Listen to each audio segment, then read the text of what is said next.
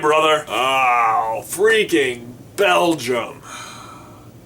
Never eating waffles again.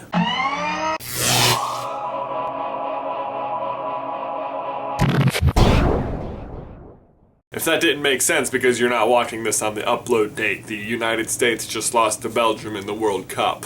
At least that's what I think happened. I mean, I did see it happen, but who knows? That was so many minutes ago. I mean, it's all starting to become very fuzzy. I guess I can never really be sure. Ugh, look at this. My glasses broke. Ugh. Oh.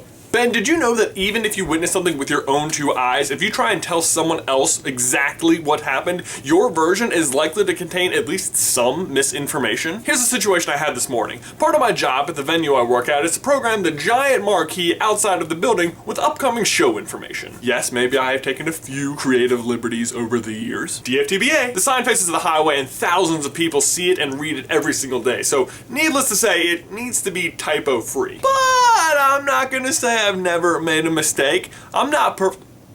Oh, wow. I'm not perfect. You see what I did there? Just this morning I had such an email saying there was a mistake on the marquee. In fact, the slide in question has been up there for like years, so I was a little embarrassed that I hadn't caught it in who knows how many proofreads. But as I walked down to update the sign and fix my mistake, something occurred to me. I can totally lie my way out of this. I'm the only one who updates the sign. All I have to do is fix the mistake, walk upstairs and say, there was no mistake. There's no backup on this stuff. If I say the sign is correct and we look at the sign and it's correct, you can't prove that it was ever wrong. And my mistake is covered up forever. It's brilliant, brilliant, brilliant, I say! Name that movie. Or so it seemed, Ben, until I got down to the sign and realized that there was no mistake. I actually didn't mess up. My boss did see it incorrectly. Then it dawns on me, when I go upstairs and tell her this, that she was wrong, that there was no mistake at all, she's going to think I'm lying. She knows she can't prove it, but she knows what she saw. There was a mistake on that sign, and now I'm just lying because she knows she can't prove it otherwise, and now it just looks like I didn't make a mistake. And then it dawns on me that the situation hasn't changed. Whether I actually made a mistake and I'm lying about it, or didn't make a mistake and I'm telling the truth about it, I'm still walking upstairs and telling her the same information, which means that her reaction to the first situation would actually be the same as the second situation. Which means that either way, even though I never made a mistake, I'm gonna get blamed for one. Or I guess I could just not believe the worst in people and she's gonna believe that she saw it wrong and I didn't make a mistake and everything is great. But that would mean admitting that she was wrong, and when it comes to memory, people get very defensive, even over minuscule things such as typos. I mean, I might rather be accused of forgetting something altogether than having remembered something inaccurately, because we trust what we see with our own two eyes and we trust our memory. How dare someone tell us what we saw? We were there.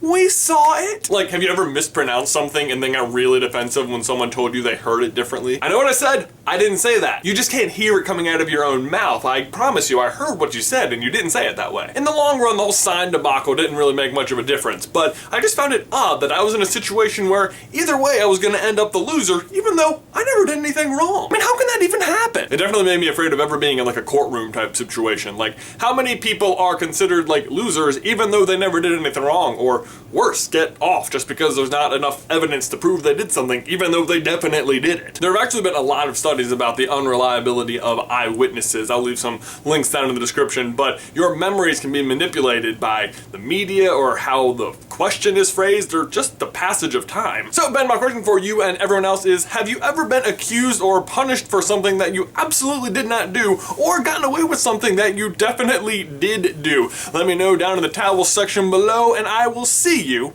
in another life, brother.